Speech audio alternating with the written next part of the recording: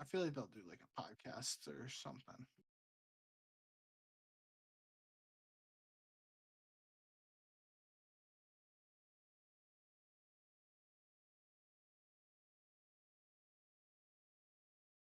Yeah, Pred left after the first two matches.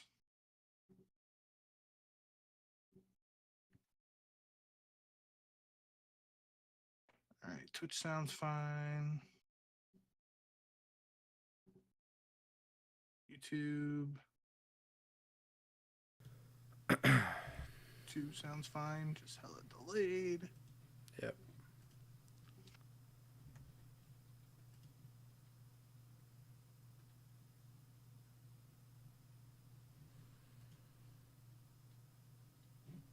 Oh, right. Yes, sir. Hello and welcome to episode 151 of the Ego Chall Podcast. My name is Preston Byers, and as always, I'm with my co-host Justin Binkowski. And on today's episode, PRED's back. That's pretty much the biggest story in competitive Call of Duty since the first major ended. So we will get into all of that. We also have confirmation about Hicksy's departure from the Vancouver Surge, and then we will complete our Major 1 recap and talk about the last few teams that we haven't really discussed over the past two episodes. But before we get to any of that, how are you doing, Bink? Yeah, I'm doing all right. For those in the U.S. or really, I guess anywhere who cares about it, happy Super Bowl Sunday.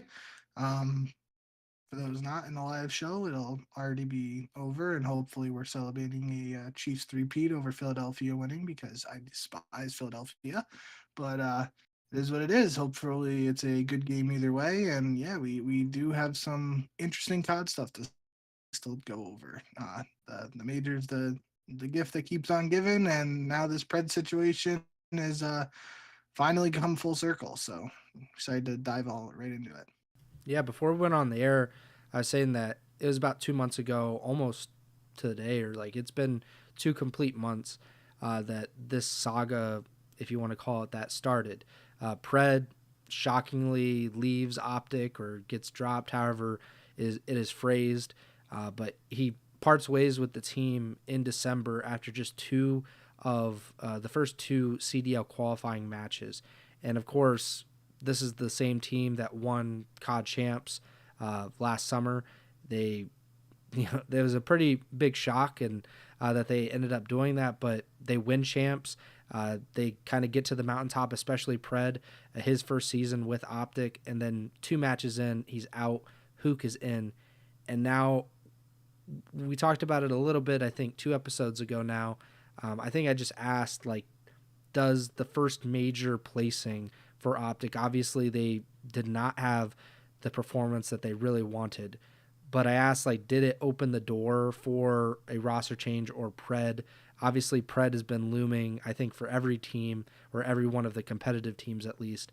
And it did open the door. I don't know if OpTic makes this move if they win Major 1 or if they get really far. Maybe they get to the grand finals and lose at Major 1. But now here we are. Huke is out. PRED is in. PRED returns to the starting lineup and returns to OpTic after 2 months away. And Huke is now an unrestricted free agent after OpTic releases him. Your overall first thoughts, we'll get into it a little bit more, but you're the one that sent me the text message with like the PRED's outline and that kind of stirred the buzz. So what was your initial reaction to the news? Yeah, I really was shocked. I think the way I've been, saying it on the podcast and previous episodes and all that has been like there's just so much uncertainty around this whole Pred situation. We really don't have all the details, so I was not expecting him to come back to OpTic. I mean, I still wasn't even sure if he was going to be playing again for the major two qualifiers, let alone on OpTic. And then for him to return to OpTic this short after it, I really wasn't expecting it. I everything I think I kind of maybe talked myself into it a little bit more, but just like thinking about him going to Cloud9 made a lot of sense with just those pieces of Sid Mac and accuracy guys he won with on the Seattle Surge. a couple years ago. Like it really made sense to me. I think I kind of talked myself into believing that's what was going to happen. But again, at the end of the day, we didn't know, all the details of everything going on behind the scenes. And, nothing we had ever saw really made it seem like it was like uh, you know, a bad breakup, for lack of a better term, there between Pred and OpTic and the teammates. And nothing we had seen really made it seem like it was, you know, it was unrealistic for them to ever team again or anything like that. And I think there was a clip I put in our notes of Scump reacting to the news. And I think that's the best way of thinking about it. Really, like, feel bad for Huke. Huke played really well for OpTic. There were several maps where he just absolutely popped off. I can remember several hard points just going over them where he had like absurd score lines of over a 2 KD. And he really did play well. And he was one of the best players in challengers, got an opportunity to come back into the league with OpTic in an emergency situation that nobody saw coming at that time either. And he really showcased what he's capable of and showcased he belongs in the CDL. So obviously this Pred's return comes at his expense, and I do feel bad for Huke, but I do think at the same time he should get another opportunity in the CDL very quickly. I don't think we've heard any reports or rumors on that at this particular moment, but I would be very surprised if he's not picked up very soon, at least before Major 2 comes around. It just it'd be a different story if Huke didn't perform. But he played so well that there are several teams that could benefit from him joining, because it's very obvious, especially with his early success in challengers, even before OpTic. He was just like, this game suits him and his play style. He's good at it. He was ahead of the curve in the challenger scene, and it just makes a ton of sense for him to get a shot. So I do feel for Huke, but at the same time, Scump even mentioned it, like this team of Pred, Shotzi, Kenny, and Dashi, they are the defending world champions and won COD champs last year. So it makes sense for them to reunite if it is feasible. And obviously, Pred's back, so it is feasible. So it will be interesting to see what the chemistry is like, all that stuff. Going to be a tough first match for them in their return to action with them playing Atlanta FaZe. So that's going to be they're thrown right into the fire right away with Pred back in the mix, and will be interesting to see how those two teams stack up against one another right away. But yeah, I'm going to be looking at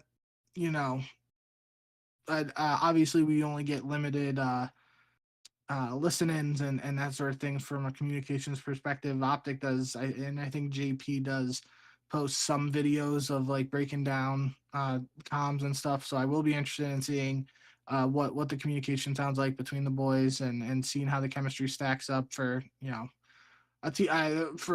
saying that they won champs together. They also do have a last place finish together as a team. So I think it's important that we see how the boys are vibing and gelling together and all that stuff. And I will be interested to see just if there are any extremely noticeable differences between the gameplay we saw from them really in the qualifiers versus in these upcoming qualifiers, just because like we talked about it on the episode where we broke down Major 1 for OpTic, like 1 and 5 in hardpoint at the major just isn't what you expect from this OpTic team, whether they have Huke or Pred in the lineup.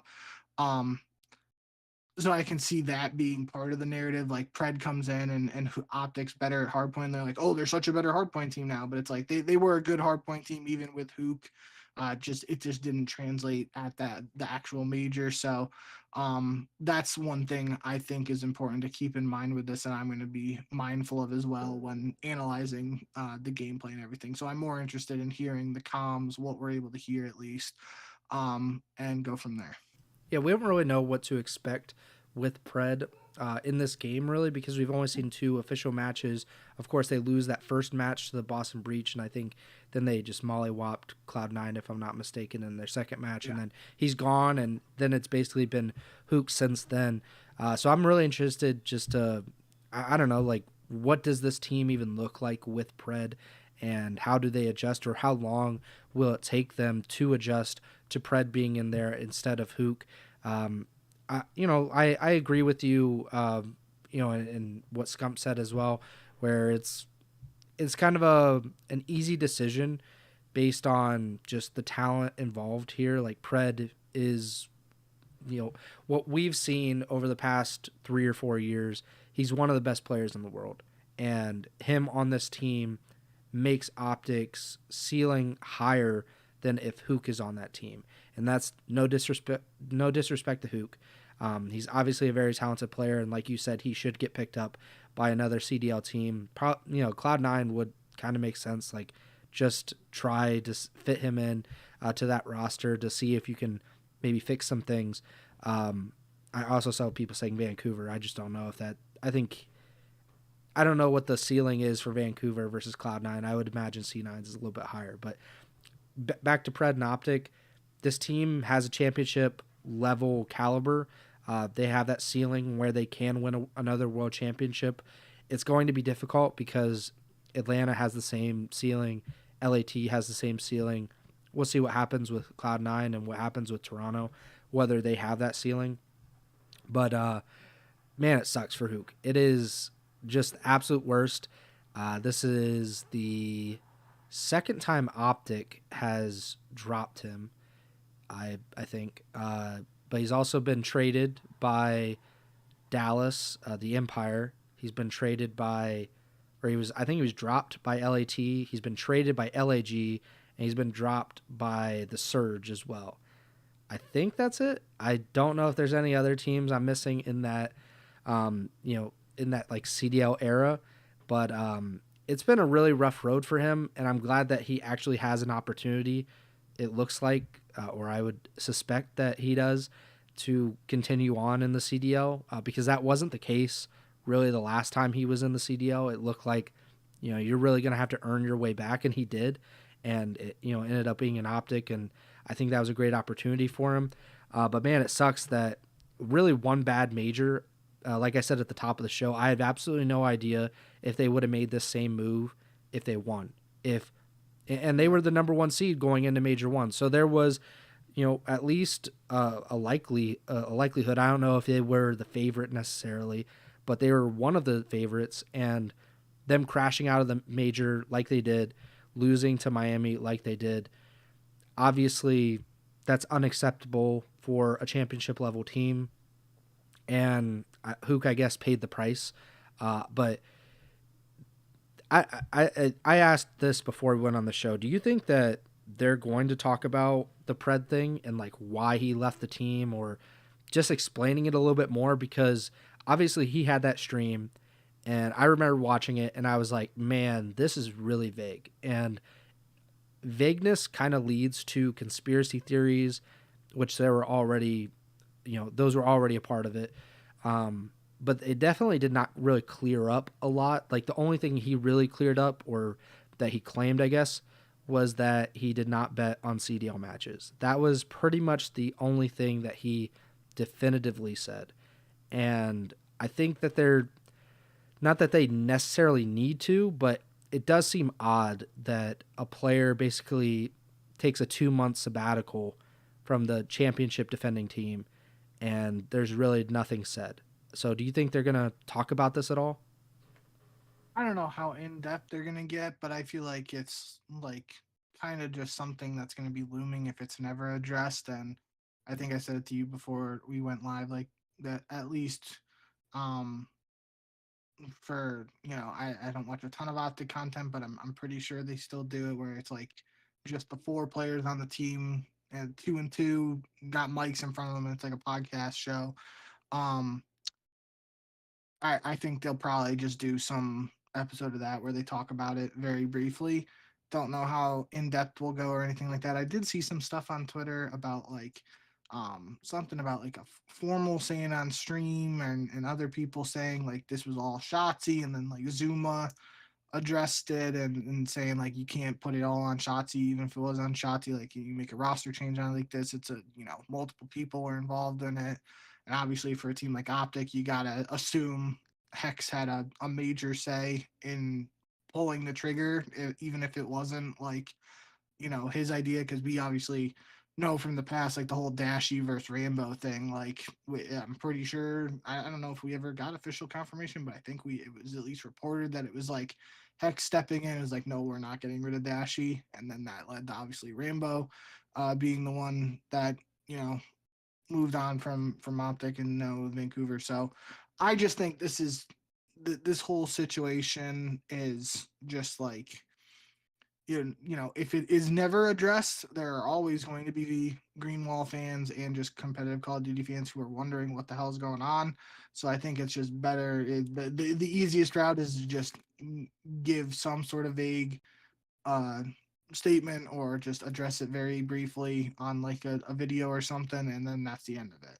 Um, do I think they'll do it? They don't have to, so I don't know, but I think that's most likely what we will get in some shape or form. Um, so yeah, and I mean, I would love for them to be super transparent and give us a ton of details about everything that's happened in the situation. I just don't think that's very likely. Yeah, and Shotzi, he said, I think this is in PRED's Twitch chat, so I think this might have been like one of PRED's first streams back, and Shotzi was in the chat. He said, but this thing where I made the move needs to stop. That's not how that shit was. Yeah. Shit's cringe. And then he said that he's not streaming for a while. I mean, I don't really care all that much, because I know people get really into that Shotzi and Huke are like friends, and obviously they kind of came up together and they played on the Empire 5 years ago now. Like, I don't really care about any of that. It doesn't really matter to me. It does matter to some people, and I think there are a lot of Huke fans, or at least a lot of people really sympathetic to him, and I'm sympathetic to the idea that he's getting dropped for really, like, it's a team performance, not an individual performance, obviously. But like, I don't think Shotzi was unaware of him getting dropped. I would highly doubt that. That being said, like, it very well could be a thing where it's kind of like a team vote. Like, it didn't necessarily need to be unanimous for Huke to get dropped, but maybe everybody else was like, yeah, I'd rather have PRED here, and I'd rather, what we talked about, like the championship ceiling goes up with PRED, and maybe even the floor as well. And maybe that was just the extent of it. We bring PRED in, we have a better chance at winning championships than if we have Huke. And we still have a good chance regardless, but still, like, we have a better chance. And that's really all that matters. I don't know, like, I think maybe he shouldn't have said anything. Like, that would have maybe been a better idea, because people just aren't going to believe him anyway. Like, just because you say it doesn't necessarily mean that people are going to, just say, okay, like, he's just telling the truth. Like, I just don't see the benefit in even talking about it. But I thought it was interesting that he mentioned it at all. And maybe it's just because that is kind of like a talking point, is like, how could you drop your friend? But I mean, that's just like, isn't that competitive COD and kind of like sports in a nutshell? Like, you can't always just stick by your friends, especially when, it's such a big part of it. Like, you're trying to win. Like, they're not a bottom tier team. Like, they have a real chance to go back to back and be the first team ever to win back to back championships. So, like, I think they should take that seriously and go for the better option, even if it is going to hurt a friend, or, maybe it doesn't benefit a friend. I think there was a Zuma clip I saw too, where he's like, people talking about the COD competitive community are like always willing to say friendship league, and then when something like this happens, where potentially a friend it goes against is that. making a move, so yeah, it's like, just the seesaw. One time you're all about the friendship league, the other time it's like, oh, backstabbing people, yada yada. So, I don't know. End of the day, I do think it's just, overall, it's in probably everyone's interest there, at least for clarity, that we get some sort of response, or just this addressed in some form, so it's just out there, and then we have a little bit more details. But we'll have to wait and see on that. One other thing I was thinking while you were just talking there, though, is like, from Hoop's perspective. Wow, Hoop's perspective. Like, everything we know, Hook's a smart kid. He's not a dumb kid. Like, realistically, even if he didn't know like all the details around what was going on with Pred and stuff, you had to realistically think that this was a possibility when he decided to join the team, right? Like there's no way he went into this thinking, oh yeah, there's no shot Pred is ever coming back unless Yeah. he was told something like that. Again, we don't know for sure, but I gotta feel like he, at least like part of him knew this was possible. Um, and at the same time, this even if that is a possibility, he got an opportunity to play on a really good team, whereas everyone was talking about him being one of the top players in challengers get picked up. He could have been picked up by a bottom of the barrel team and just got a really bad placing at the event. And even if he played well, he still could be in this position where he gets dropped after major one, Yeah, it's true. and then he's back in challengers again. So I don't know. It's weird, but another component of it that you got me thinking too. I don't know how likely it is right now, but before Shotzi was the golden boy of the Dallas Empires, Huke really was that golden boy of Team Envy and Hastro, and he was a part of Envy. Was a part of Envy Halo, if I remember correctly, and was part Yep. of the Envy team when uh, he was able to compete again in Call of Duty, 5v5 in Call of Duty, then CDL, Dallas Empire team. He's part of that. With MV's return as a brand, I don't know how much Hastro will care about competing in challengers, but in a worst case scenario where Huke doesn't get a CDL offer here ahead of Major 2, I could see him, MV, potentially forming a roster around him. I don't think that's super likely because I just don't think Castro is gonna want to be competing in challengers. He wants to compete in the big leagues as far as I would know, but who knows? Maybe it's a possibility. And I think at the very least, if Envy/Empire is able to return to the CDL next year, the possibility of Huke and Illy or just Huke being reunited and competing under that brand again seems very likely and would be an interesting building block to like start your team around. If that's what actually ends up happening. A lot of ifs involved in all that, but I just you brought up Dallas and it got me thinking a little bit. Yeah, it's an interesting thing to think about, and because we really just don't know the extent of Envy's involvement in esports moving forward and what they'll end up doing. I saw that their Twitter account came back, I think earlier this week or maybe late last week. So I saw like somebody tweeting off They of the Envy account, but Yeah, they just signed a Valorant roster. I think it's not on the official account, so maybe it was a report I saw. There was the Apex World Championship going on in Japan, I believe, and I know I saw Hastro tweeting about it, so I'm pretty sure. Um, yeah, they had a team competing in the Apex World Championship under Envy, and then I saw some report about them potentially having a Valorant roster. So like things could be moving, but again, I just don't know how likely they are to compete in Challenger. It'd be very different if there was an open CDL spot or something like that. I think Hastro would be first in line to try and grab that if it was possible, but we'll have to wait and see. yeah. I don't think there's really anything else we can say about the optic stuff, unless you can think of an angle that we haven't already covered. But what I think about now is with Pred off of the market, which was one of our big talking points. I think we mentioned his name literally like maybe every episode basically since he left Optic in December. But with him off of the market, how does that change some of the other teams around the league? And I think we obviously we've been talking about it. Cloud9 seemed like the most logical fit. If Optic was like out of the running, or like we didn't even know if that was a possibility, because we don't really know the dynamics within the team and all of that. So C9 seemed like, okay, that would seem like a really logical fit for Pred. He has all these guys that he played with and he knows really well. It would seem like a pretty seamless fit in terms of like culture, so to speak. Now Cloud9 doesn't have that option. They can't just say, okay, let's go to Pred and we're going to be all right because we have one of the best players in the world.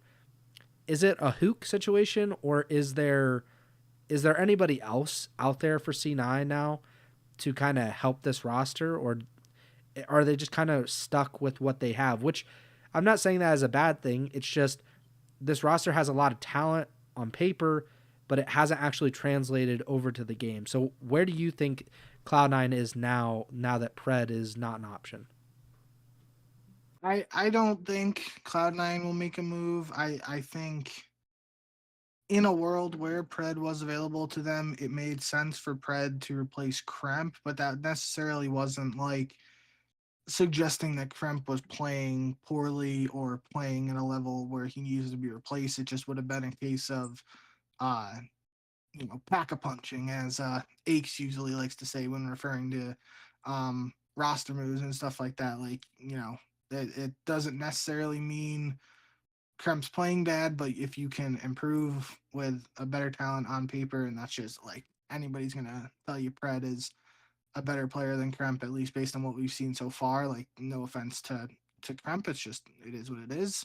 Um, that's when I think you make a move. But now, like, I think the big thing, and we'll get into C9 a little bit too, because we still haven't talked about their major performance, but they won a match at the major, won a match on LAN, and they kind of, it's only one match really, but I think, at least in my eyes, that's like kind of an indicator of, yeah, they had some online issues earlier in the year.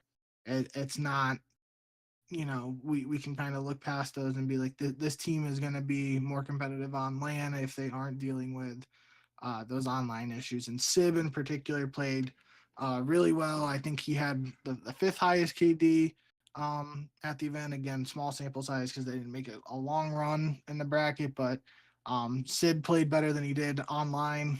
I don't think that's up for debate really. So, um, yeah, I don't know if there's just like one singular move that Cloud9 makes now that would really improve the squad. I think they kind of just got to put the Major One qualifiers and Major One itself in the rearview mirror and try and pick up some wins so that they're not in the loser bracket right away. And obviously, if the online / ping server issues rear their ugly heads again, then they're back at square one, and we'll have to talk about that if that actually happens. But I think this team has too much talent on it to, just call it quits this quick. Um, I guess there is a possibility that they could look at someone like Huke, but I don't know if it makes a ton of sense because, again, like, I don't feel like there's just one player in particular who is severely underperforming, let alone like one sub, because I think Mac has played pretty well, all things considered, with his break and everything too. Um, and I think Huke is a better player than Kremp, just like, again, former world champion. Like, I don't think that's an outlandish statement to make. Um, but Kremp was always in any situation where we were talking about Pred potentially going to Cloud9. Kremp was kind of going to be like that odd man out and the scapegoat. So it feels like that's who they would be talking about replacing, unless they're making some drastic move where Attach is being replaced, because it doesn't feel like Sib is going to go anywhere, and it doesn't feel like if they were confident enough to bring Mac in after his little competitive hiatus, and he's played the way he has played, it doesn't feel like he's going to go anywhere. So I don't know. Just, it feels like, to me at least, I don't think C9 is going to make a move, but again, I didn't expect this Pred thing to go down the way it did too. And I said on the last episode or 2 episodes ago, like, one domino falls and it can cause something else to happen. So like, now this domino is falling where Pred is picked up by OpTic again. Huke is available. If Huke signs on to some CDL team that's unexpected and somebody else is dropped, then another team can make a move for that drop player, and the dominoes continue to fall. So it could be interesting. Could throw, you know, just throw something unexpected in there, throw a curveball into the mix. Um, but yeah, I'm not expecting a C9 move at this time, barring something I just don't see right now. One team we are expecting, or we know that will make a move other than OpTic, is the Vancouver Surge. They officially released Hicksy this week. We had talked about it on the last episode. There was the report that they were going to release him, or it was very likely that they were going to do so, and that they had targeted Afro and Neptune as potential replacements for Hicksy in their lineup. But Hicksy on February 6th, the Surge announced his release, which I think you floated like the idea of like maybe he stays on as a sub, even though we both knew like that was unlikely just because nobody ever does that anymore. Like that's, I think like Miami is like one of the only teams that has like actually tried to have subs, and like obviously Vegas, but they're kind of a different beast as well. But Hicksy is gone from the Surge, and it seems like that Neptune will be the choice to replace him. Ronnie Intel, formerly CDL Scrim Intel, he tweeted on the 7th, so a day after Hicksy's release. He said, Vancouver Surge are signing Omit player Neptune after his impressive start to the Challenger season. The team decided last night between Neptune, Afro, and Huke. So that, that's interesting that Huke was, reportedly a part of this. And then Abuza replied to that tweet and said, WTF are you saying, brother? And so, you never really know, but I think it seemed, at least from the reporting, it was between Neptune and Afro, and then Huke obviously being a free agent, it was like you can't ignore it, like especially because he was with the Surge last season. He knows some of these players. He played with them. Obviously, he knows Rambo, I'm sure, pretty well, and it seems like it would be a fit. Are you surprised that Neptune is the reported choice over Afro, who you said would make quite a bit of sense on the last episode, and then obviously Huke, who has the history and the pedigree that doesn't really need to be said? Yeah, that's what really, I mean, you kind of took the words out of my mouth, but like the way this whole thing has shaken out in the public eye, at least, is we had the initial report of Hicksy being replaced by the Surge, potentially Afro and Neptune as candidates. Then on the same day that PRED replaces Huke, Hicksy is officially released. So that has to at least get the wheels turning a little bit in your mind if you're thinking about it analytically and just like, okay, they Vancouver hasn't made an official move yet. Huke is now available. Huke, as you said, played for that team with 04 and Abuza at the end of last year. That at least has to be considered as an option. And I think at the end of the day, like you said, the history with Rambo and stuff, it would have made, if you told me right now, Huke is going to Vancouver, it makes a ton of sense for me because of that past experience and everything. But at the same time, that team last year just it didn't work out well. Obviously, Brezzy was their fourth at the end of last year, and right now it would be nasty, so it would be different in that sense. But you would be basically making a move to kind of go backwards in a sense, just because it's almost going back to the same squad that didn't hoist a trophy in the previous year, didn't, and again, that was Abuza's rookie year, 04's first half of a rookie year. So a lot of things have changed, and, maybe it could have worked out a second time around.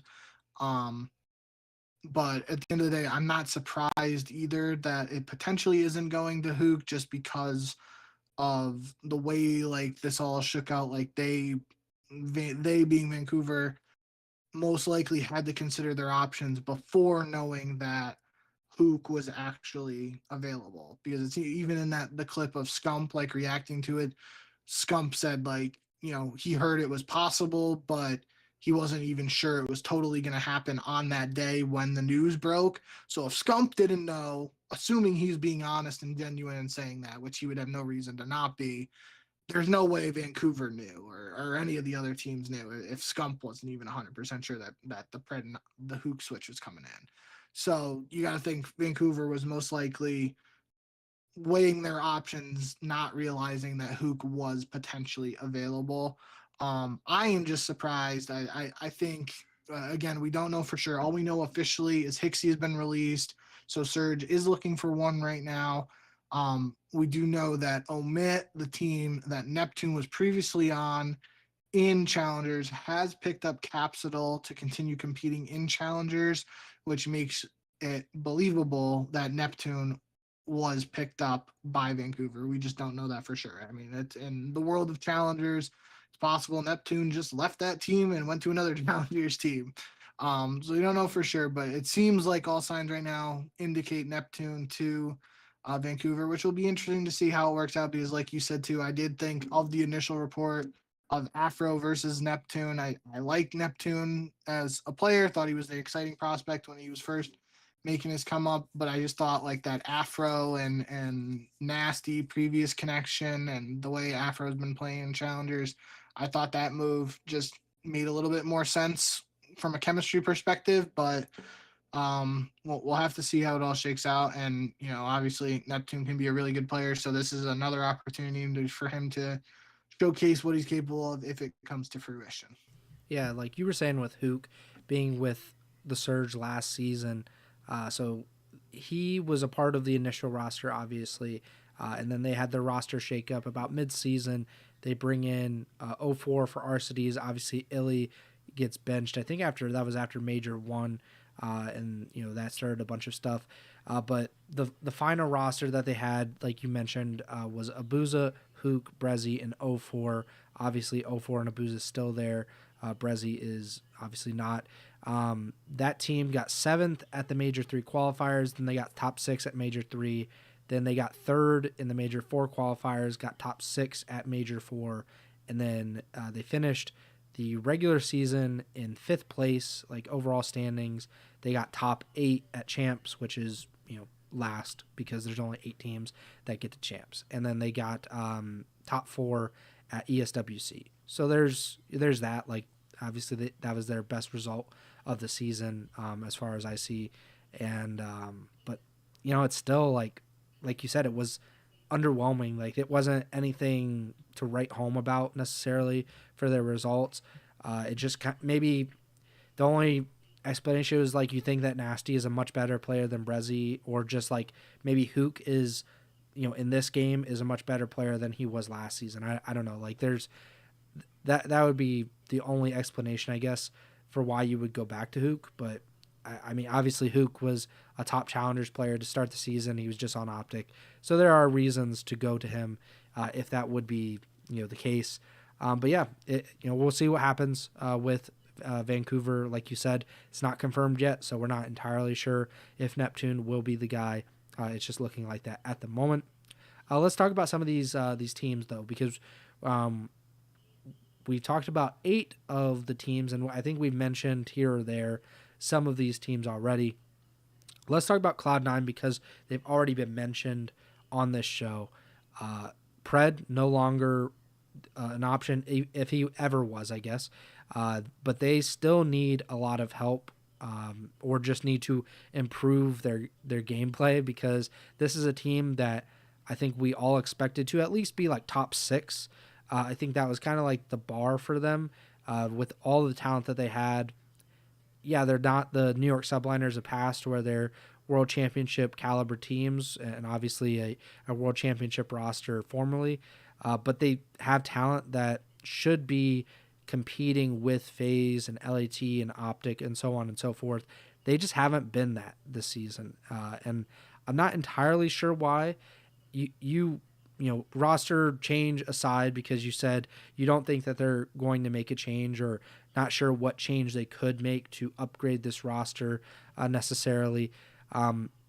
Where does Cloud9 go from here though? Do they, like, what has to change, I guess, for them moving forward, for them to get out of this like kind of bottom 4 spot that they're in right now?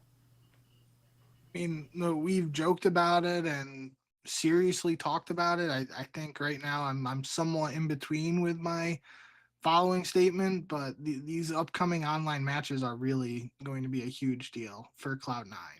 And I know, like I said, somewhere in the middle between joking and being serious right now. Like, I mentioned it very early on when the whole like situation was said that the team was going to be competing from California. We've heard about it historically in the online era of the CDL, how much of a disadvantage that puts some teams at. If that continues to be an issue, there has to be some solution where Cloud9 or just attaches the de facto captain if he's not the actual captain of the team comes forward and goes to C9 and be like well, we gotta like rent an apartment in Dallas or something or just go somewhere else to compete because we are literally going to continue to be at a disadvantage if we keep competing from California and having these issues. So my eyes are on that. At least that's really all you can look at because we have the online qualifiers coming up. But I do think just what we saw over the last few qualifiers and at land just indicates this team is capable of being that like you know gatekeeper of the middle of the pack for lack of a better term there like they're capable of being in that fourth fifth sixth range if things are actually going their way and I think the reason you can make that statement is because they beat Boston in their match that they played in the loser bracket. It was a 3-2 series. We got I can scroll and look at the actual series to see the breakdown. That would have been on Friday. So Boston did win both hard points, and C9 pulled off a Neslo. But I mean, just end of the day, like Boston is a whole other conversation. It's tough to take too much into just one series on land, but I do think for this Cloud9 team, it was an important win to like show like yeah that we know what we're capable of and we know we can beat it. Like people were talking about Boston as a potential top 4 team heading into this event, and so it wasn't a win against Vegas Falcons and then Cloud9 loses the next round after that. It was a win against a team that, despite what some people think about Boston and not like it has to have some value, even if it's not the most. So, I don't know. They lose to Rocker after that, and it's like Rocker's been this team that has been able to go on runs and has been able to cause upsets no matter how you look at where you rank them and stuff and where you thought they were heading into the season and all that. So it's again very small sample size for Cloud9 even on land, but I think it's a step in the right direction. And I mean, if you tell me tomorrow they're making a roster move, I'd probably be surprised if it's just a 1-person change. If they made a 2-person change, I don't know who those 2 players are and who's being replaced. But I think that honestly, a 2-person change would make more sense than a 1-person change. I don't see, I see 0 people being changed right now for this roster, and they go from here and see what they're capable of. But the online qualifiers coming up are just going to be extremely important for them because they don't want to. This is a team that they don't want to be facing another, 2-5 record or whatever they had in the qualifier starting right away in the loser bracket. Like they're a team that you expect to be in the top 8 starting in the winners bracket and then can potentially make some magic happen from there. So I definitely am going to be a little more attentive of just Cloud9. I just want to see what's going on in the qualifiers, if it's really a case of them improving since those early struggles, or if it's, back to square one with online issues and stuff. That's obviously different than actual performance, but it's a factor for this team, so it has to be addressed, I feel like. My thing with, so you were talking about how they lost both of the hard points against Boston and they lose both of the hard points against Minnesota as well. Obviously, like you said, really small sample size. So there's not really, you can't definitively say like this is a complete change in how Cloud9 is operating online versus on land. But I looked at thank you to Breaking Point. Like they make it so easy to pull up, like you can like deselect matches that you don't want to count, and then it gives you like the totals of like hard point win loss, S&D win loss, etc. So online, which is pretty much everything before Major 1, Cloud9 was 8-7 in hardpoint, so a little bit above 500, and then they were 5-8 in S&D and 2-7 in control. So obviously not great in 2 of those 3 game modes. They won 2 controls online and 9 maps total online. At LAN, they won 2 controls, so they went 2-0 on LAN, 2-7 online, and S&D they went 2-1 on land. They were 5-8 online, like, and then they go 0-4 in hardpoint. I just don't know what to really make of that. I don't necessarily think of Minnesota and Boston as like hardpoint dominant teams necessarily. Uh, I don't. I Granted they still beat Boston, so it's kind of a moot point in that regard. But still, like the fact that they went 0-4 in hardpoint, it just seems weird. And the fact that they won 2 controls after winning that many through like 7 weeks of online matches also seems weird to me. But I don't know. Like maybe this is just Cloud9 being inconsistent, which is kind of a calling card for bad teams typically. Even if like, I mean, maybe they're just bad. Like maybe they're just not a team that fits together at this point or in this game, because the players themselves are talented. I don't think any of us, or I don't think the community would necessarily debate that. But the fact that they can't consistently string wins together, even against teams that aren't like the very top, I think that's pretty alarming, right? Like if they couldn't beat Atlanta or LAT or OpTic, okay, like that's not the biggest deal in the world. We saw that with good teams in the past. Atlanta had a really bad losing streak against OpTic. OpTic's had losing streaks against Atlanta. That happens. But the fact that they're kind of inconsistent and they can't beat any of these teams like consistently, other than Vegas probably, I think that's pretty bad. And it doesn't bode well for the future. I'm not sure exactly what to do about this team. What Tupac said, they're pretty much idiots in S&D. He just like tweeted that one day after I forget what the context of that was, Yeah. but he basically was like, yeah, they don't listen, or they don't know what they're doing in S&D. That's not great. Not something you necessarily want to hear from one of your assistant coaches. They're just a lot worse than I imagined them, at least at this point. Maybe they can turn it around.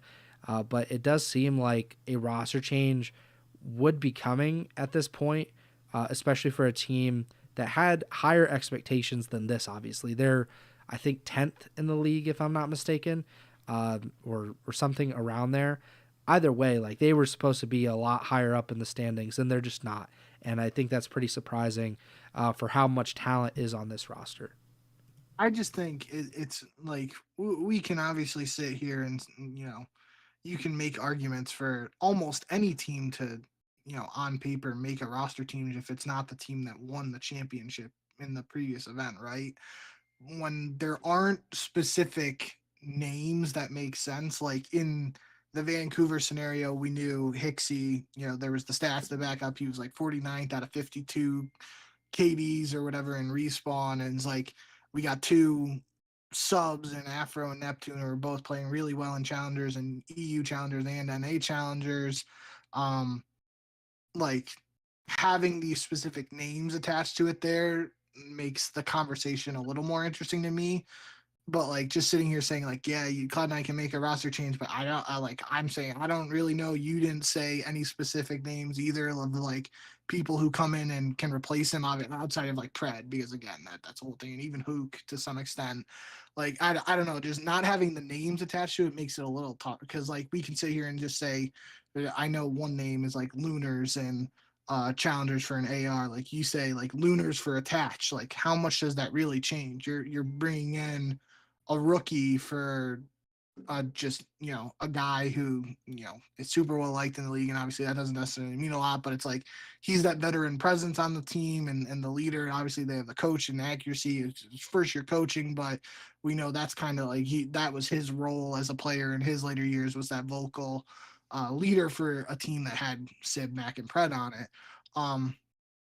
So I don't know. It's just unless we start hearing some reports of stuff for Cloud9, it's really going to be tough for me to envision them making a move at this point.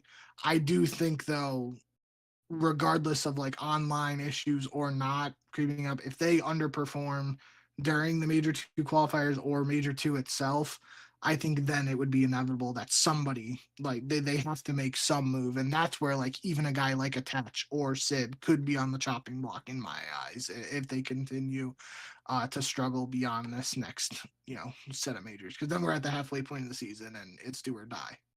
Yeah, so I don't think this is the case for New York or what they should do or anything, but this kind of conversation where you're saying neither one of us have like a name on the tip of our tongue was like this would be the solution to Yeah, Cloud9's problems. This made me think of a an exchange I saw on Twitter this week. It was between Clay and Fellow, obviously good buddies, I think, like yeah, old friends. So they were basically talking because Fellow was essentially saying like Neptune is leaving, and they played together in challengers and how they pretty much dominated challengers to a certain extent. And he's like the end of a historical run, RIP. And Clay responded, said, "The curse of being good in challengers, I think it's absolutely abysmal. Prove yourself again and again just to get your teammates snatched." And I mean, like, and then Glacier later on said something to the effect of like, eventually these GMs should, in theory, just pick up an entire team versus pick the best player. Obviously, Neptune is kind of an example of that. If he is to be picked up by Vancouver, he is on a great challengers team, or what seems to be a great challengers team, a team that is doing very well at that level together. Now you're taking one part of that team and then you're placing it within your own team, and you're hoping that his success in challengers with a completely different set of players will hopefully have a similar effect on your new set of players, on these three players that you already have on your roster. The reason I brought this up is, when will we get to the point where these teams in the CDL say, screw it, we made a mistake by picking up these four players in the CDL right now, and like we're going to make the drastic move, which honestly is more realistic right now, or like in this like no minimum era. Like it's more realistic to do this now than it has been in the past. But we made a mistake. We're going to get rid of these four guys and we're going to pick up a challengers roster.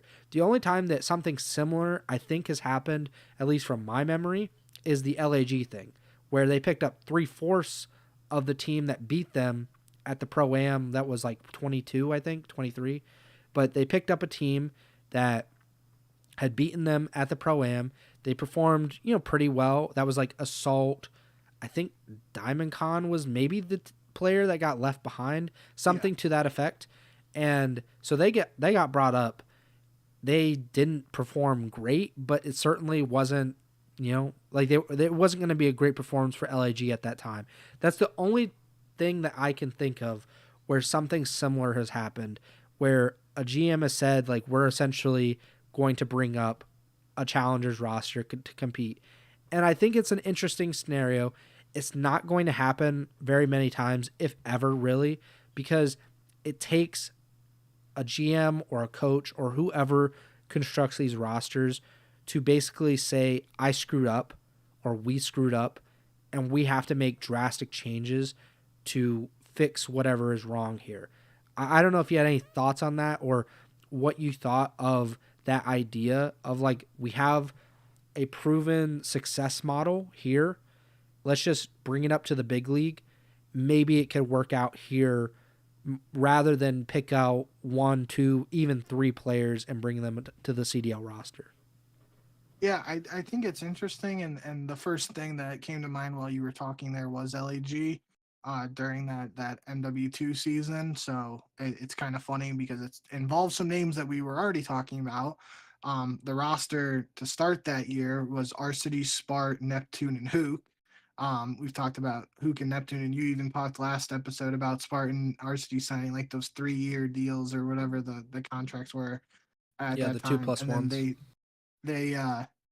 they go to that major one event, and I don't did they actually play at the event? I know they outplaced them, but I'm not I sure. thought they I played don't them, but maybe I'm just regardless. They Mandela out the affecting. LAG Academy outplaced the LAG main roster. LAG I know they got the same. They both came 9th, 12th. So maybe they did play them. I'm not seeing it in the group play in the finals. Maybe they just beat a CDL team, and maybe it was something They along did. those The lines. LAG Academy beat London Yeah, so it might have been that. 3-2 in group play.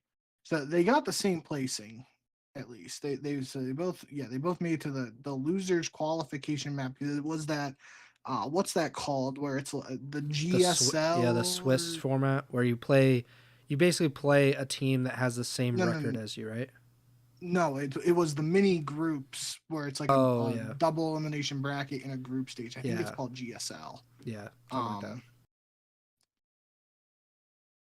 yeah, 4 GSL groups of 4 teams each. So they both LEG lost to Subliners, won the first bracket match of the losers bracket, then lost the qualification match in the losers bracket. LEG Academy went 3-2 against Atlanta FaZe. Then they beat London and they lost to Seattle Surge after that. So they both got a top 12 placing at that event. And it was after that event where they make the move. They keep Arcides and go with Assault, Exceed, and Joe Deceives, replacing Huke, Neptune, and Spark. So that is definitely, at least as far as I know, that's the closest we've come to like full on replacing a team with a challengers team. And I think at that point in, Arcidy's career and with the whole like 3-year contracts and everything like involved in it, like there was no way they were just full sale or full on replacing everyone involved after the financial commitment they make there.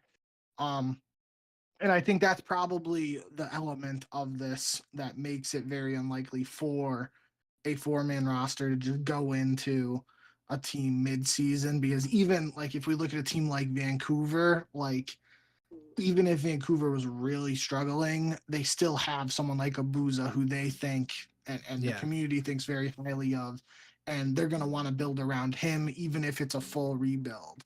Um, you look at a team probably like Gentlemates, like even if they wanted to go full rebuild at this point with the whole French fandom and thing, like it seems like unless they just completely blow it up, which is I don't know if they're gonna do it at any point, but even if they decided to, it feels like they would still keep Lins, which is crazy to say because like the Kismet's other name. 3 players are world champions and just 2 years ago. But for lack of a better example, like it would make sense if they didn't replace the whole squad and they wanted to keep a young up and coming player like Lins on and then have 3 players from challengers compete with him. So like I don't see. I mean, honestly, the one thing that would make sense is if Vegas Falcons just decided to completely scrap the Saudi roster plans and bring in a challengers team. That really feels like the one opportunity for this to happen if it was going to happen.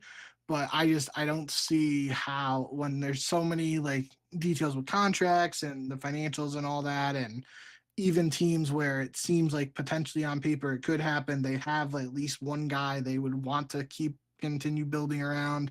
I just don't know how likely a full on 4-man for 4-man swap is in today's landscape.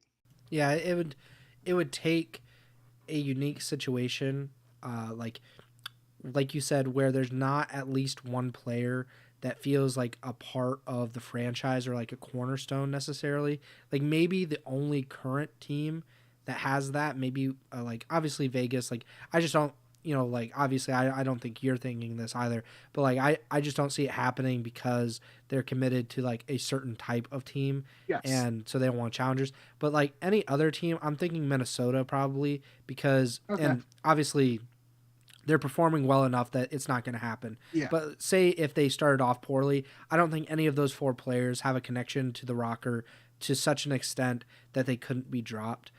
Maybe they think highly of Geo. Maybe they just say like, okay, like he's a young guy, so we're gonna stick with him. But even then, I don't think like he's to that extent where they're going to stick by him regardless. But that was really the only like situation that I could see currently. But I just think it's an interesting idea, and it was something like I think I literally brought this up when the Paris Legion were around, where it's like this team Yeah. absolutely sucks. Like just pick up a challengers team and just let them do what they're already doing. I mean, even like we kind of glossed over it because I thought of LAG at first too. Even a team like Boston last year that Yeah, just was pick up a challengers team. historically bad, they kept Snoopy and picked up 3 challengers players to go with Snoopy. Like if it was ever going to happen, last year's Boston team was a chance for it to happen, and they did it, before EWC. So, um, yeah, I mean, even again, that whole Boston situation is a little more in depth too, because it's very obvious now that they think highly of Snoopy and it's paying off for them. So far, at least in the first set of online qualifiers, it did. But I mean, even in that situation, like we didn't see a full sale, or I keep saying full sale, full on, They're full sending it. just yeah, full send is what I'm thinking of. It's just a full rebuild of 4 players in for 4 players. Yeah, and I just think it's an interesting idea because there aren't very many resources in challengers for these teams. And I'm not saying that some of these teams are giving them a ton of resources as is, but a coach, maybe an analyst, just something like some kind of structure. Like, we're just going to take your roster, whatever you're already doing, we know that is having success, albeit at a lower level than what we're going into, but you've had success, you're doing something right, or multiple things right. We're going to bring you up and we want you to continue to do what you're doing, but we're going to try to give you as much support and help as we can. It's an interesting thought. It's kind of like an exercise, basically, because, like you said, I just don't see it happening. It would take a unique, really weird situation for it to happen, and it would take a coach or a GM that is open-minded about that kind of thing. I do think there are coaches and GMs that are more open-minded to challengers players and giving young, unproven players an opportunity, more so than others. But I thought it was interesting, thing that I saw on Twitter. And of course, Omit Brooklyn is the team that is in question right now because that's Neptune fellow Craze and Lunars, and they won the most recent uh, elite stage, or like they won the first Challengers Elite Stage playoffs, and they're one of the best Challengers teams in the world right now. And of course, they didn't really get to show that because there wasn't a Challengers Open at Major One, which is kind of sucks because that would be the perfect opportunity to showcase it to a more broad audience and for like teams to actually meet these players in person, which isn't something that probably happens very much. So, that's we'll see what happens with Omit Brooklyn. It seems like they're just going to get picked apart like pretty much every other Challengers team. I think FC Black was like almost like a minor league team that one season where every week they had to find a new fourth, and that's just how it goes in Challengers. You mentioned Vegas, and we've talked about them a little bit. They obviously stink. Like that's we know that it's been known for a while now, but something that was brought up during the first major was something said on the Flank podcast, or I think it was just maybe Ben's podcast or Ben's stream or whatever. It was this idea that teams in the CDL are blacklisting, for lack of a better term, Vegas in scrims. They don't want to scrim them. There's, to a certain extent, I think they're not wrong. It's the same reason that some teams don't scrim certain challengers teams. They don't think that they're giving them good enough practice. What are your thoughts on that? Because it's pretty rare to hear it said. Obviously, it's a second or third hand source, so it's not a team coming out and saying like, yeah, we're not scrimming them because they suck. But it does seem like that is the case now. What do you think about Vegas kind of being blacklisted by at least a few teams because they're just not up to the level of a regular CDL team? Yeah, I think there's multiple ways to look at this, and I'm gonna try to, not flip flop as much as possible here, because I really do think like you can look at it from multiple different angles, but like from a very basic perspective, like I understand the point of like these guys aren't going to help us get better if we scrim Vegas. So why would we waste time scrimming them?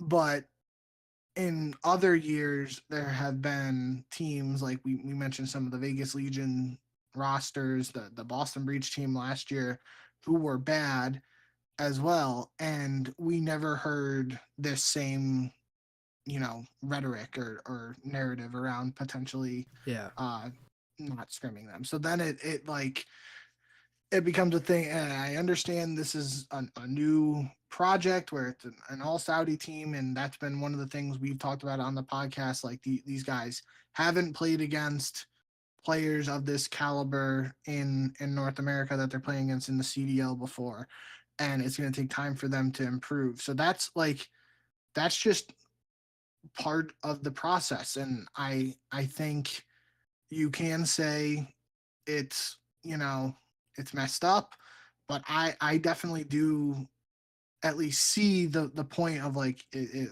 thinking of it from like Atlanta Phase or LA Thieves perspective. Like, what are we going to gain from scrimming Vegas Falcons? We are the teams from the grand finals of the last event. Like, you could make the argument that scrimming them could make us worse if we like start goofing off or having bad tendencies and stuff like that in scrims. You could at the same time make the argument that playing against a team like Vegas Falcons and Scrim would allow you to work on different things and work on, some of the maps that you might not be as good at, or, stuff like that. So this is what I'm saying. Like, I feel like it's a weird conversation that has multiple levels to it. But at the end of the day, thinking about it from me, like just being a competitive person, not even from like a Call of Duty perspective, like there's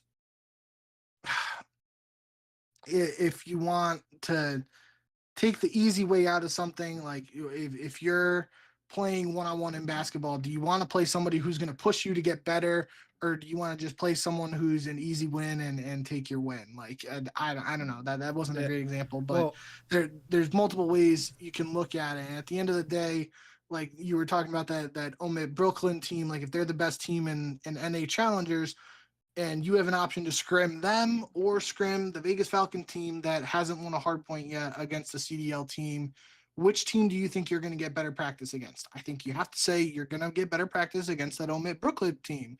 And it shouldn't matter at that point whether it's a CDL team versus a Challengers team. Like, if you think you're going to get more practice, better practice against them, then that should be within your right to practice them. Then on the other hand of that, does the CDL step in and say like CDL teams have to scrim? CDL teams, like, yeah, as that far never as we happen. know, there's no like rules around that and everything. Like, this is all on the teams themselves to schedule these scrims and stuff like that. So there's just this really feels like a very very intricate situation that we don't have all the details for, and we don't know the inner workings of like scheduling scrims and stuff like that. But end of the day, I can see the argument that the teams should be willing to scrim Vegas for the sake of scrimming another CDL team. I can see that point because you could make the argument. I know it's a different case for this specific Vegas team, but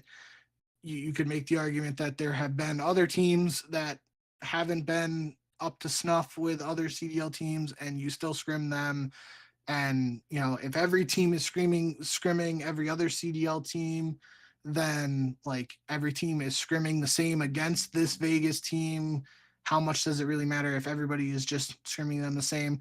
But at the same time, I do get the argument of like, if you have the option to scrim the top challengers team versus Vegas Falcons, and you think you're going to get better practice against the top challengers team, I have no problem with them saying, yeah, I want to scrim that team. But I do think it's a really messed up situation with multiple levels, and we don't have all the details. So it's really weird.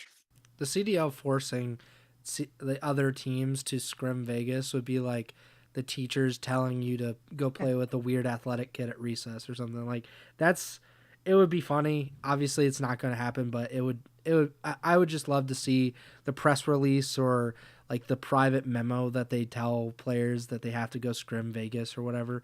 But like I cover high school sports for my traditional job, obviously, and like teams get to decide who they play outside of their conference. So they have like basically half of their schedule open. And a lot of teams will purposely schedule the hardest, like best teams in their area or even outside. Like they'll go outside of their area like an hour or 2 hours to go play these teams, knowing full well they will probably just get destroyed by some of these teams. But it's really just trying to get better, trying to see better competition, practice essentially against the best, because it's all about the end of the season. And that's kind of the same thing in the CDL. Obviously, they do need to pick up some number of wins to get to the end of the season so they qualify for champs. But for the most part, when you're a really good team or you think like, you have a good chance at beating, qualifying for champs is not like your biggest priority for a lot of these top level teams. So like they can kind of play around a little bit. And we've talked about that a lot with Atlanta FaZe in the past, where it seems like they're experimenting more toward the end of the season than other teams do. That being said, I think that there is value in scrimming Vegas, but this is coming from someone that is not on the inside, that is not like, I know that there is a limited amount of practice time that these teams get because there's only a limited amount of time in the day, and scrims are kind of like in blocks. So you kind of have to pick and choose. You don't basically get the entire day to scrim everybody. But I would imagine that playing a team that is so much worse than you could have benefits, because I would imagine Vegas does things differently than a lot of the other CDL teams, because they're not from the NA region. They haven't played at this level a ton. And if you've ever heard like pro COD players say like they would rather play like challengers or like just like top AMs than play like just random strangers like in ranked play or whatever, because random strangers do random shit and they have no idea how to predict it or what to expect from these people. Of course, they're better than these players, but they just don't know what these players are going to do on a given decision. They don't have like a traditional mindset for competitive the same way that pros do, because they're almost like machines. Like they just kind of feed off of each other. So a lot of pros play similarly to each other, and that's not the case for regular people. And I would imagine, to an extent, not saying that Vegas are regular people because they are, in the top 1% of competitive Call of Duty players in the world, but I'm sure they play much differently if left to their own devices than, most other CDL teams. So maybe there is a benefit to that, but like I said, I'm not on the inside. I don't know the inner workings of scrim blocks and who should scrim who and what time and all that stuff. So maybe it is just like we have the option of scrimming Vegas, or we have an option of scrimming Omit Brooklyn, and we're just going to take Omit because they're a better team, and we're not going to really scrim Vegas because we always feel like we can get better scrims than them. And that makes sense to me. I don't necessarily feel bad for Vegas. I do think that they are, like you said, like there are teams in the past that are as bad or worse than Vegas. Well, we'll see, I guess, because if Vegas doesn't win, then they are the worst. But, there are teams in that same range where they're just horrible. They are not like up to the snuff of a CDL team. But Vegas has the unfortunate circumstance of being an all-Saudi team that does not have connections in NA. Like the only connections that I can think of with Vegas is Clay and their coach. Like those are the only guys that have any connection to like current pro players or like top AM players. That is not usually like, it's not going to do it. I don't think. Like I really do think like that's going to hurt them, and they don't have the friends, they don't have the connections that's going to land them the scrims that are going to help them get better, at least in CDL. They could play top challengers teams and I think improve, but I do think that hurts them in the long run. Yeah, definitely. I think that's and part of this too is the language barrier between the Saudi team and these NA teams has to be a factor as well, in the sense of like we're saying like, going back to that historically bad Paris Legion or Vegas Legion, whatever the team was, like if this happened to them, like Temp would have been all over Yeah. Twitter talking shit and it would have been content. But like you could, unless Clay is telling all these guys what's going on, like there's a chance they don't even know what's going on, and being allegedly the team's not wanting to scrim them and stuff. And you could say like this could fuel their fire to be like, okay, let's, some of these pro teams don't respect us. Like we're gonna go play these challengers teams. We're gonna get better, get our reps in, and then we want to kick the shit out of these CDL teams and make them go harder. But if they don't even understand the discourse because of the language difference and stuff, like that makes it much harder too. So, I don't know. I think it is, again, like you said, the concept of them going up against top challengers teams and from that perspective, like playing them and trying to improve there, it's not the same as getting to scrim Atlanta FaZe and LA Thieves, but like that should be something. I don't think it should necessarily be something that's earned, but it's you know the I don't know. I don't. I'm having a tough time wording that part of it, but I do think that's at least from a middle ground perspective. Like they have the option to scrim challengers teams, and then if it gets to a point where the challengers teams aren't wanting to scrim Vegas, then I think that's a pretty big issue. And I think it was on Zuma saying it on the flank, like again, the language barrier makes this less likely of a scenario, but like if nobody wants to scrim Vegas, what's stopping Vegas from saying screw the GAs? Like we're just gonna run around with, some of these GA guns, GA attachments, and just fry you guys if it's OP stuff. I will buy And Falcons merch if that's the case. but like that's not like I could see Temp doing that with like if this was happening to them, because like he knows what's happening, knows the trash talk and stuff. I mean, hell, Clay did it in World War II against the era team with like Decimate and Blast and Bevels. When Bevels was still playing, he pulled out one of the semi-auto guns and broke the GA there. So that maybe that's potential, but I think that's less likely too, because there's a potential that this Vegas team doesn't even know like the conversation that's happening around that. But that would be something that's Zuma was like, yeah, just have him pull out shotguns. And then somebody, I think it was Ben was like, the shotguns are banned. He's like, pull out LMGs. The LMGs are actually banned in the CDL rules, that they're not GA'd. And Zuma was like, well, shit. I don't know what they're gonna do. But that is, I mean, playing devil's advocate, if teams don't want to scrim them, there's nothing stopping Falcons from being like, yeah, screw it, let's just break the GAs. Yeah, I mean, I would imagine like even with whatever language barrier there might be, like eventually they're gonna get it. Like they're not stupid, or their coaches and all the people around them know what's going on. But it also would, like, even past like breaking GAs, it would be like, all right, like when do we just give up on this experiment? Like where we can't even get like legitimate practice because these people are so disrespected by their peers. Like that would be a conversation, I guess, that would have to be had at some point. But yeah, it's crazy. Like I mean, I'm sure it's happened before. Like there have definitely been teams blacklisted, but a lot of times that is not really made public unless it's like a punishment or like there's some kind of controversy. I really haven't heard about a team being blacklisted for just not being good enough, at least at this level. Like I'm sure that happens in challengers because there could be a great disparity in talent, but generally that's not something that would happen in the CDL. But I don't know. We'll see. Like I don't know if that'll help Vegas or hurt them. I really don't know, because it hasn't worked out great regardless of what's been happening so far this season. But we'll see. The last two teams that we need to talk about before we get out of here is LAG and Boston. We'll leave Boston for the end because they're kind of the darlings of the Ego Chall podcast for the most part. For you, But at least.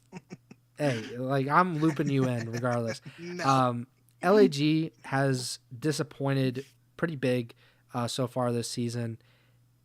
I don't think they make a roster move. It would seem like, at least for now, like the mid-season point is usually the time that teams are like, okay, like we need to start making moves now, or it's gonna go off the rails really quickly.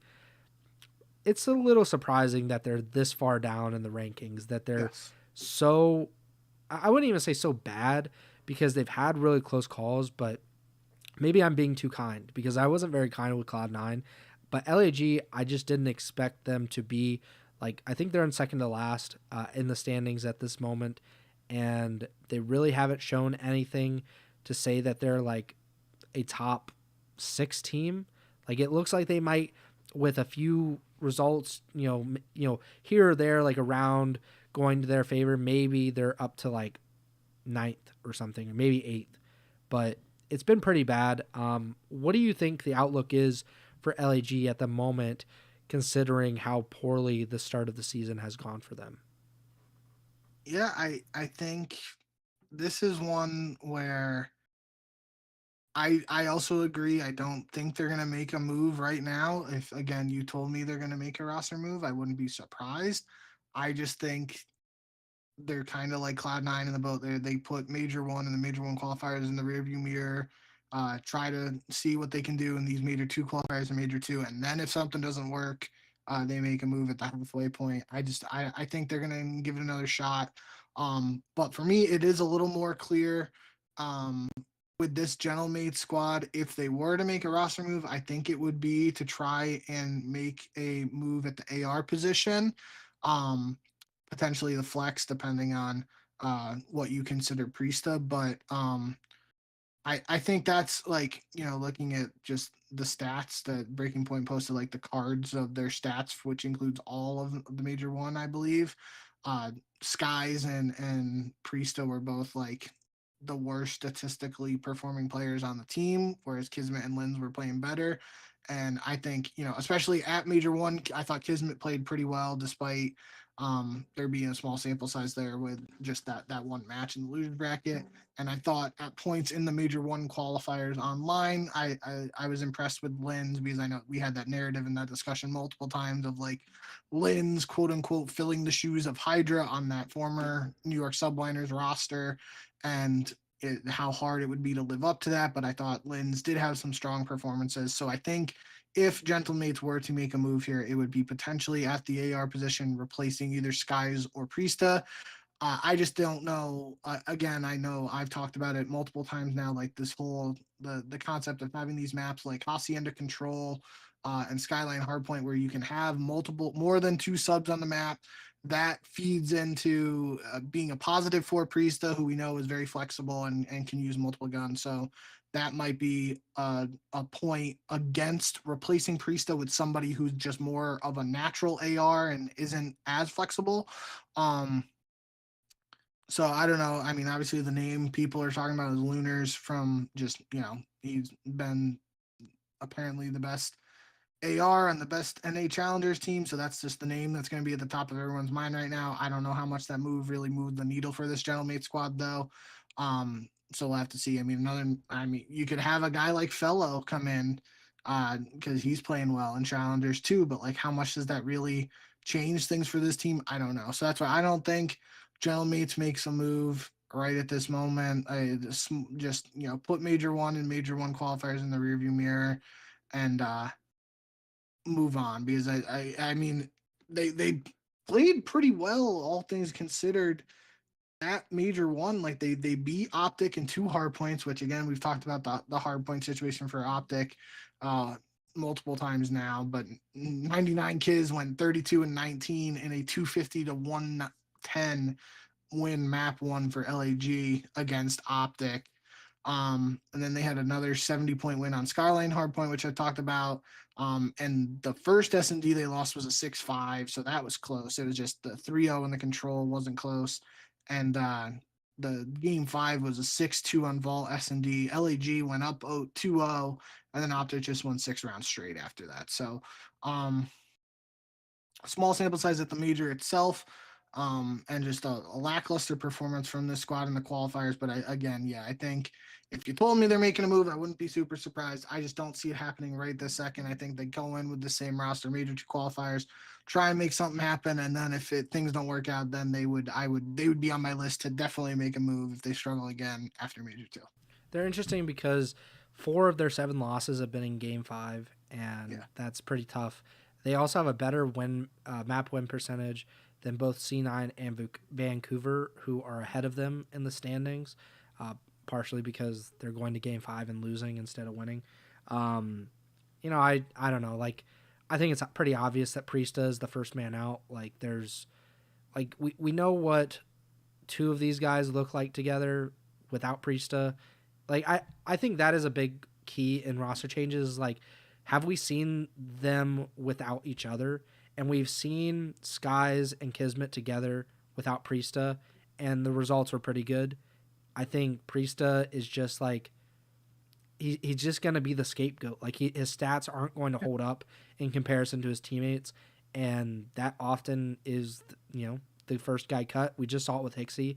Like, not saying that Hicksy was like the best player or anything, but when you have the worst stats, like, typically that's going to be the guy that gets the boot first. So I think Priesta will be the first one out when they do make a roster change. I do think they will eventually. It just seems impossible that this team goes the entire season without making a change. So whenever they do make a change, it's going to be probably Priesta. It's probably going to be somebody who has like a pretty good tracker with the S&D, because right now maybe it would be interesting, at least because I took out their Vegas result because that was one of their only wins, and I just don't think like there's any point to consider Vegas in this equation. But every other match that they played in the CDL so far counts. They're 6-9 in hardpoint, not great. 3-9 in S&D, and 5-3 in control. So they're the best at the one game mode that means the least, which isn't great.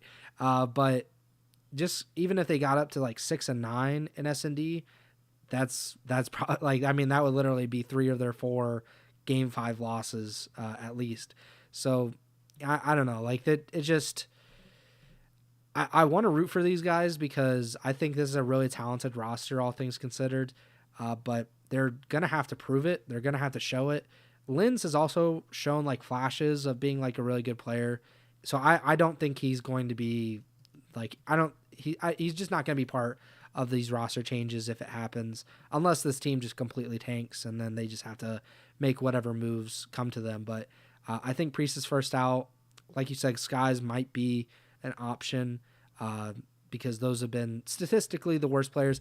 And I'm just not going to drop 99 Kiz. Like, I've seen him at his best. So, like, there's just no way that you can move off of him unless he just completely is a shell of himself from what we've seen. Like, where he's literally, like, I mean, I've seen him and he's literally at times been the best player, like, with literally all of these all-stars. He's been the best player in the lobby. So I think Kiz stays. I think Lynn stays. It comes down to Priesta and Skies. I would lean toward Priesta, but, like we said, a roster change probably not coming before major 2 qualifiers start. Maybe if they don't perform well during the qualifiers or after the minor or something, maybe at that point they decide to pull the trigger. One player real quick that I hadn't thought about until we were talking about the Linz thing, and it just came to my mind, so I looked it up to make sure he actually is French. According to his COD Gamepedia page, he is. Cobra. Cobra is an AR player who I feel like has been in conversations in the past couple of off seasons and hasn't actually gotten a CDL chance. He's played with Linz, Abuza, and I think Brezzi before. So there's something there. If things aren't going well for this Gentlemate squad with that fan support and like the co-stream and everything they have, they get another French player in there. They have Linz and Cobra as a sub and an AR player. And then they look for 2 beyond that. Like that could be the building blocks of something there.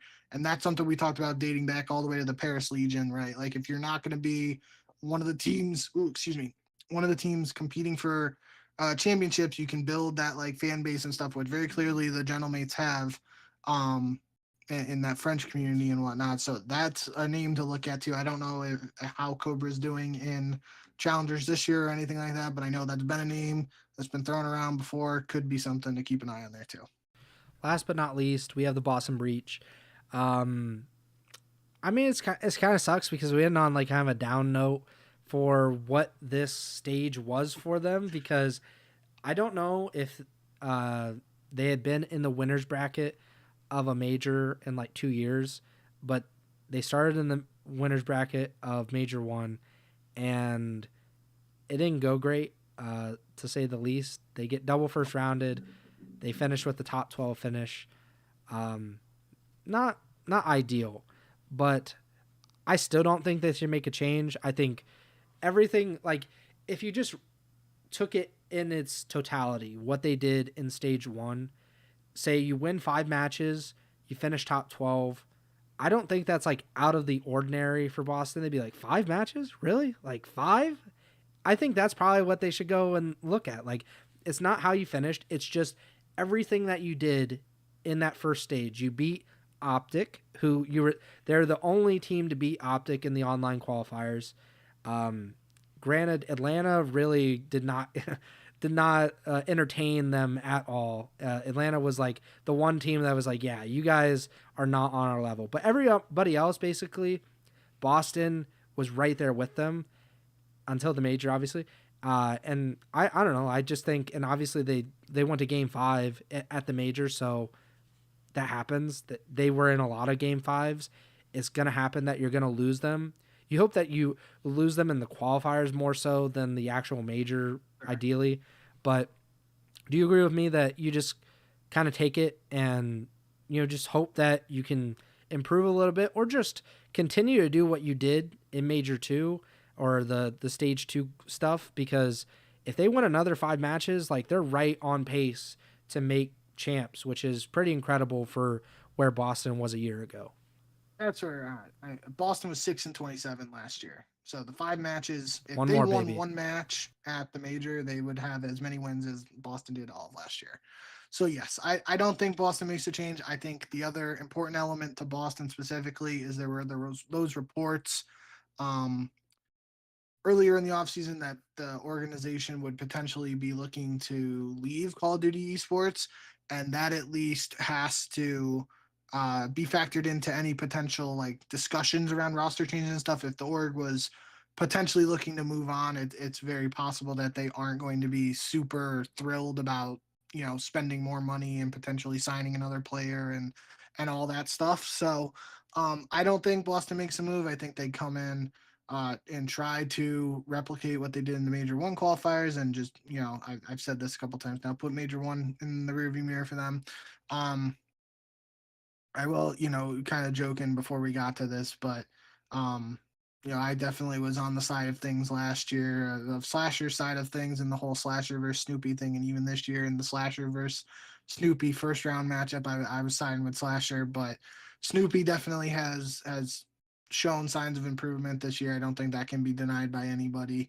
Um, so it is going to be interesting if they, are okay with keeping this roster if it potentially hinders his development. You know what I mean? Like, if there's another young player out there that Boston sees and potentially thinks we can pair him with Snoopy, and maybe that's another duo that we can build around moving forward. How does that factor into any potential financial decisions and whatnot?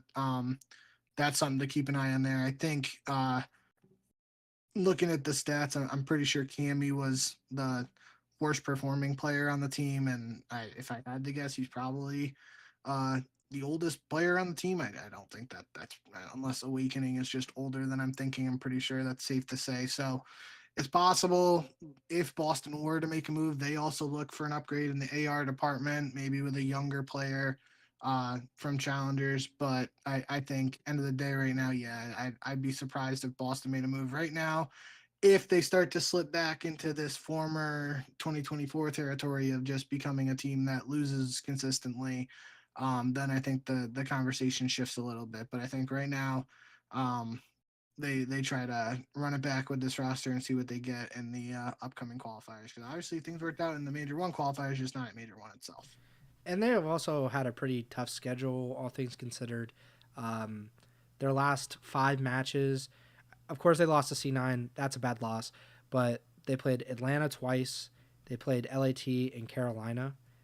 That's their last 5. If you go back to their last 6, OpTic is included in that. They obviously played OpTic twice so far this season, FaZe twice.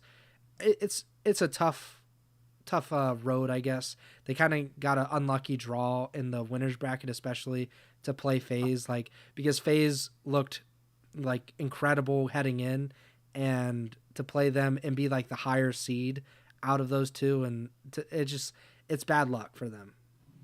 All I'll say is things don't get easier overall for Boston in these Major 2 qualifiers, but their first 2 qualifier matches on February 14th, they play Vegas. February 15th, they play Gentlemates. So if Boston isn't 2-0 after the first week of Major 2 qualifiers, then I think we can potentially talk about maybe they have to decide if they want to make a roster change. After that, they play.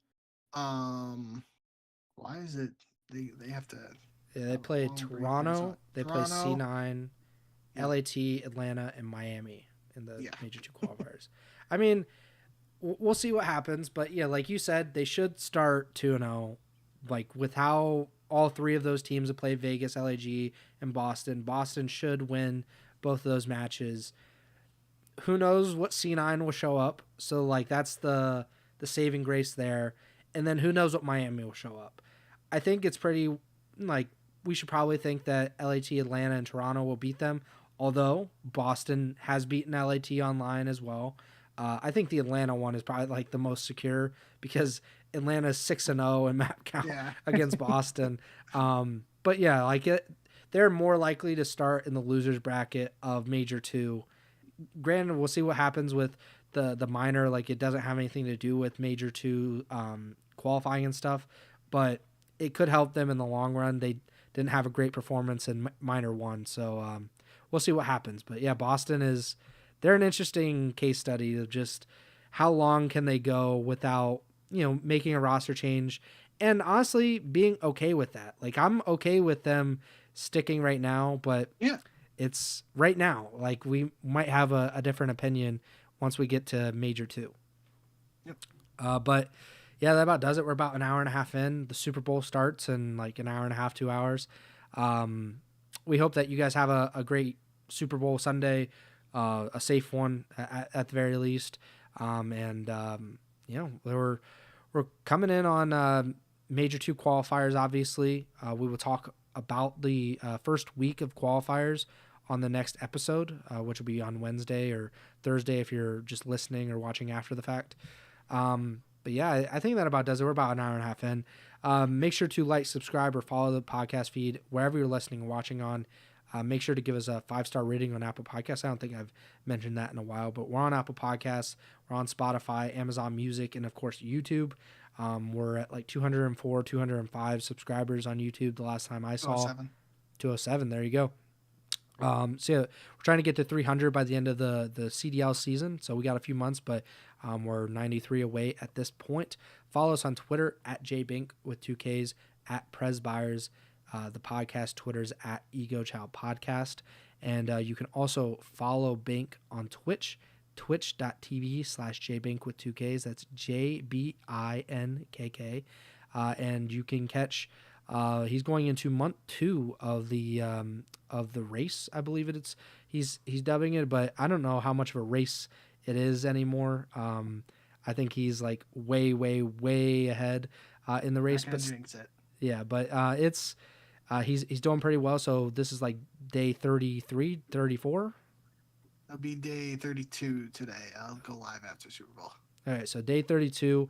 By the time you guys probably listen to this, it'll be 33 or 34. So make sure to tune in on Twitch and give him a follow. And our next show will be probably Wednesday, February 12th. The time will kind of depend. I'm back to work, so really it'll probably be a later show than we've been doing more recently. But we appreciate you guys tuning in. The people that come by and watch the live stream. on Twitch and on YouTube. We really appreciate that. And if you're a podcast listener or a podcast viewer, if you're on YouTube, we appreciate that as well. And I believe actually you can view it on Spotify. I don't know if a single soul does that, to be honest, but I do believe it is available for viewing on Spotify. But we appreciate you nonetheless, however you're listening or watching. But we'll be back on Wednesday. We'll be doing some power rankings and tier lists, power rankings, whatever we call them. But we're going to go through and talk about the teams. Obviously, we've discussed each of these teams more at length, but we're going to try to condense it, try to see where these teams rank in relation to each other after seeing now online and on LAN performances. So we'll talk about that, probably some other stuff. If any roster mania news, of course, pops up, we'll see what happens with Vancouver officially. But we'll talk about any of that on the Wednesday's live show. And yeah, that does it for me. Bink, take it away. Yeah, thank you guys as always for all the support. I've talked enough for today, so I'm not going to ramble on anymore. We'll see you back here ahead of the Major 2 qualifiers starting up on Friday, February 14th, which I believe is Valentine's Day, if I'm not mistaken. That is correct. So make sure you get your significant others, or if you don't have a significant other, maybe you can get something nice for your mom. But yeah, I've yapped enough. Thank you guys as always for all the support. We'll see you back here soon. And remember,